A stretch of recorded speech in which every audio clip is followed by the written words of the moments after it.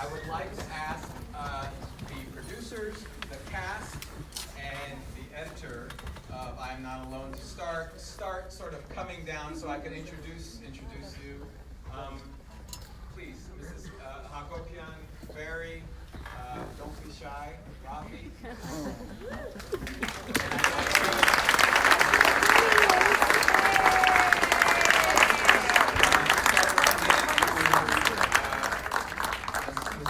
Is making her way down. Start with a man who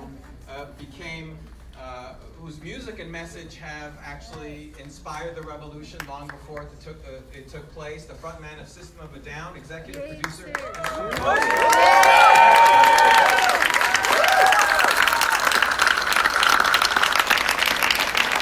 With Serge Tankian, I'd like you to re-meet now on stage the not First Lady of the Republic of Armenia, but a role model for Armenian women and citizens across Armenia, a journalist, philanthropist, Mrs. Anna Hakobyan.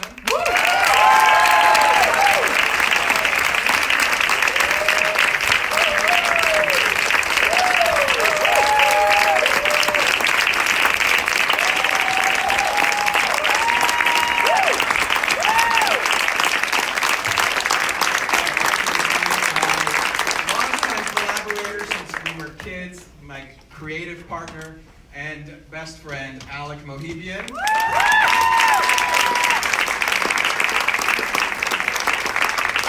like to bring up a man that Toronto knows well because a couple years back he premiered the film that he produced, The Promise, the epic story of the Armenian genocide, starring Christian Bale and Oscar Isaac. He also produced the Emmy nominated so far, the documentary Intent to Destroy, directed by Joe Berlinger, who's also an executive producer, but who isn't here. But this is a long way of introducing Dr. Eric Israelian.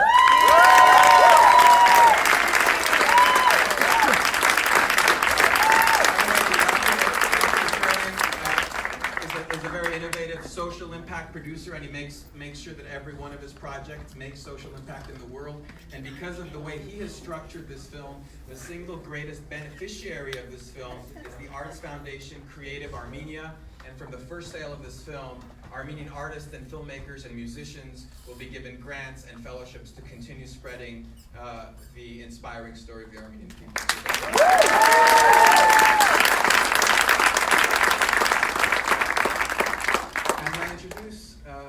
I see. Okay, we got a couple more left. I want to introduce to you the legitimate president of the Republic of Armenia in the 2013 presidential elections, executive producer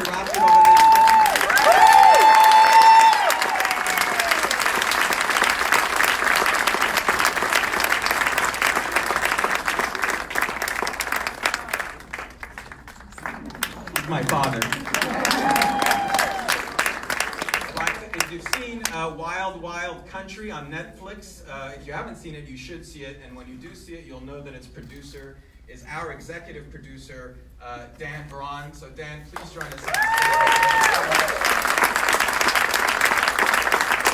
has been involved in 5 of the last 7 Oscar-winning documentaries, just so you know. Wow. And last but certainly not least, as you know, especially in a documentary film, really it's a co-creation, and one of the great co-creators is the editor of the film. We worked with an absolute master. He cut films such as Jim and Andy and I Am Not Alone, the wonderful Mr. Barry Polterman.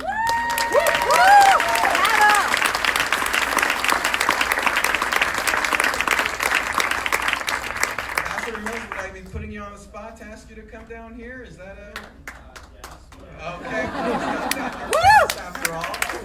Richard Mills is a dear friend of ours, continues to be a dear friend of ours, and he predicted the volcano long before other people saw it coming. Thank you so much. So,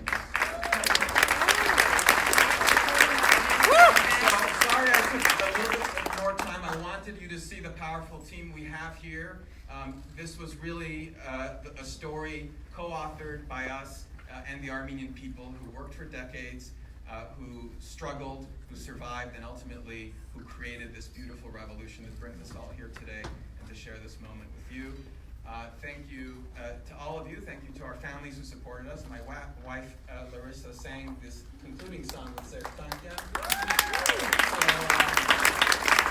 And my mom, my mother. Thank you, Mom. Thank you,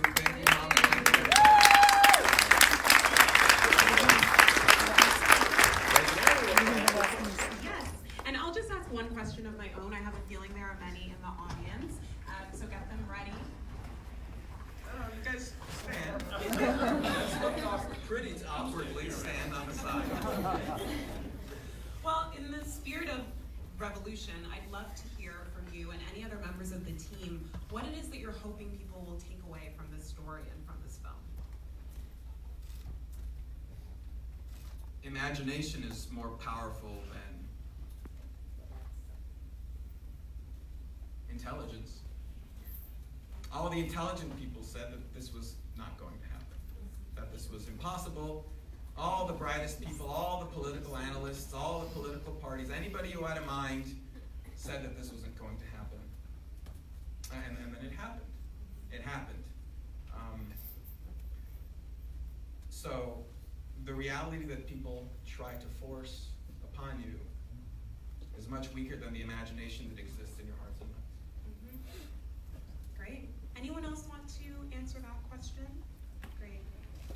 There's a magical key that's in the revolution that's in this film, and that is decentralized civil disobedience. In history, this powerful tool has never been used to topple any regime. This can change the face of the planet if other people exercise it. So I think this film is also incredibly amazing because of that.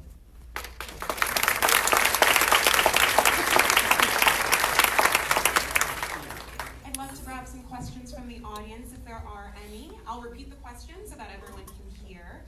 Yes, go ahead. My name is and I'm from Canada, Toronto. I have a very simple question regarding this movie, which is this movie is happening the first time in Toronto, in Canada, and it's happening in diaspora because of Toronto International Film Festival. I have a question for Karim and probably Serge. Why diaspora protests that were widespread from Los Angeles to Paris, from other big communities, was missed from the film? So the question is from a Torontonian who essentially wants to know why the diaspora of Armenians is not necessarily reflected in the film. I love the challenging question. Thank you. As you know, making a film is a matter of framing. There's a frame. You choose what goes in the frame. You exclude most of the history that goes out of the frame. You offend many people who were involved in the revolution and who played a key role but will not find themselves, the unsung heroes of the revolution. You have people who have fought for this revolution for 25 years and who have fallen in history and nobody will remember who they were. You have vital issues for the Armenian people. You could have stood up and just as easily said, why aren't we talking about the issue of Artsakh, of mountainous Karabakh, which is so important to the Armenian people. So one of the most difficult and heartbreaking things about this movie, yes, in fact, is simplifying this movie and framing it and deciding what goes in and what goes out. Now, as the Facebook graphics flowed, I tried to cheat a little symbolism. I did put some diaspora in there. You saw Arsene Khanjan coming to Yerevan. Serge Tankian was the diasporan voice in the film who actually returned toward the end of the film to witness it. So symbolically, I tried to solve these issues. But ultimately, I have to take responsibility for the framing of this. Not everyone and not everything is reflected in this film, but I do hope that we've achieved the balance and the collection of views and people that I think that I hope you find fair.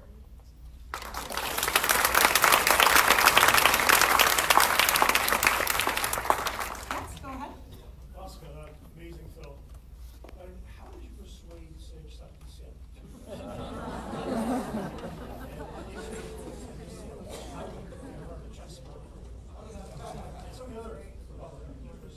How did you convince Serge to participate? Well, I have an uncle named Haro, and Haro told me over barbecue one day that when you knock on someone's door and they say no, that means that's a no today. That doesn't mean it's a no tomorrow, and that doesn't mean it's a no the day after that. So yes, 1 year after I made my first request, the last interview of the film, Mr. Sarkisian did in fact grant me that interview. Before that, I asked for a meeting with him, and I finally was able to have a meeting with him. And during the course of that meeting, I explained to him that he must know what side I'm on personally, as in the story, what side I'm on of the revolution. But at the same time, I have a background as a journalist. I'm the grandson of a historian, Richard Hovhannisyan, and that I certainly believe that despite my own personal feelings, that everybody deserves a chance to be heard, and especially if it's the losing side, especially if it's the defeated side. And that's why toward the end of the film, we thought it was very important, despite our personal feelings about the matter, to give the Republicans a fair chance to speak their views. Great. How about You do? Yeah. Sure.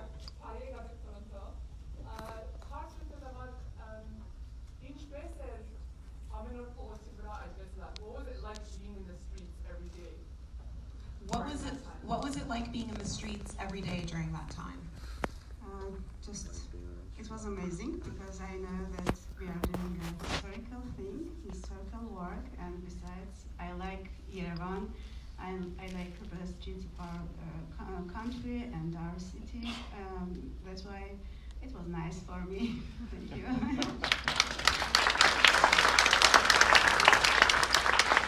I'd love to grab some from the back as well. Please wave your hands high if you're back there and I just can't see you. Okay, up at the front. Yes, go ahead. Hi, thank you for all your sacrifice and work. One question for the entire team, the other one for what did you guys do to make sure that this process was not hijacked in any way by other forces?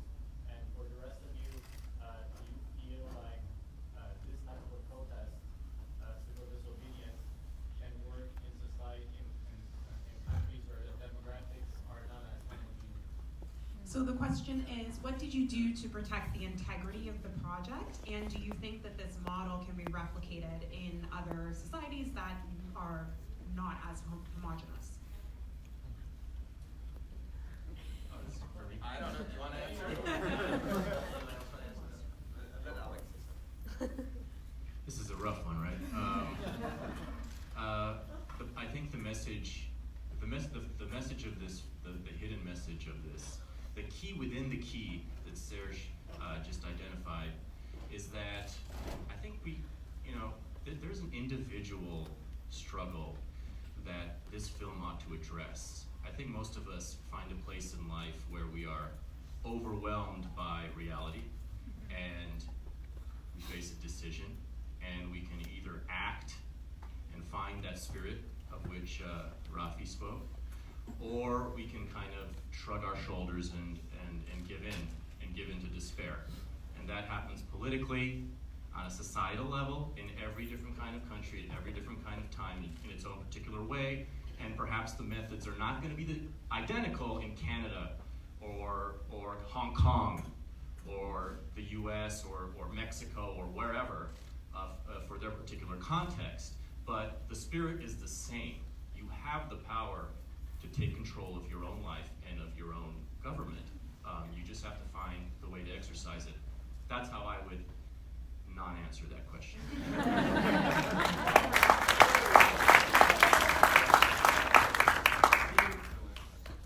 The first part is for, I think. Yeah, the first question was, how did you maintain the integrity of the project and ensure that it wasn't hijacked as the audience? Well, we didn't tell anybody about it. We didn't enter into any agreements with either the Phashinyan family or the Sarkisian family. We completely financed this ourselves, worked in conditions of total freedom, and told the story in a way that not maybe everybody would love or agree with, but in the way that felt most sincere and honest to us. An independent film, that's right. I believe we have time for one more question. Yes, up in the... Hi. Yeah. Yes. So in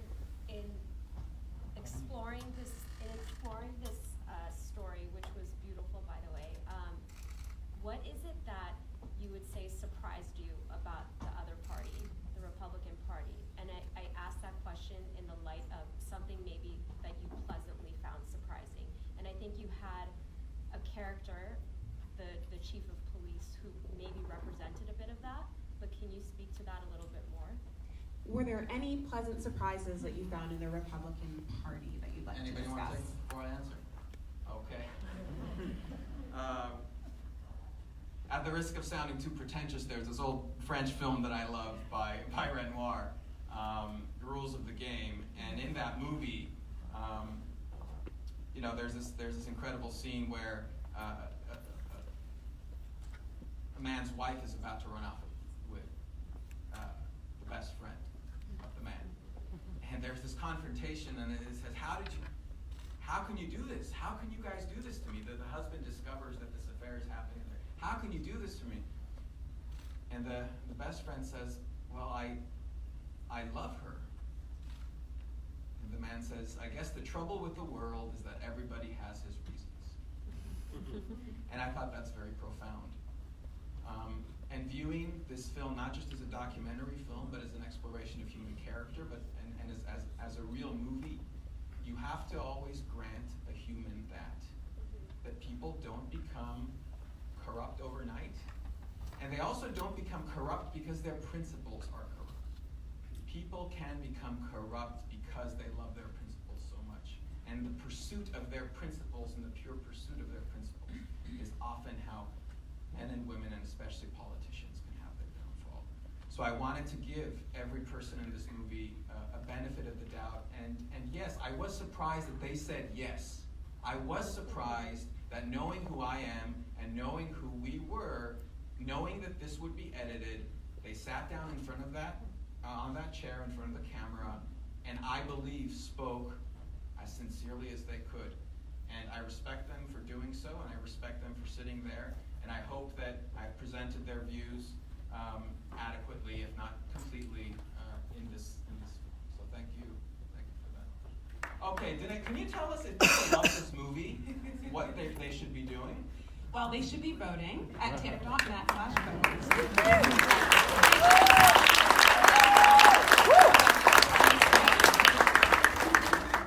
Thank you so much for bringing the film to Toronto. We really appreciate that you made this film, and your participation is very important and recognized. Thank you all so much. Thank you.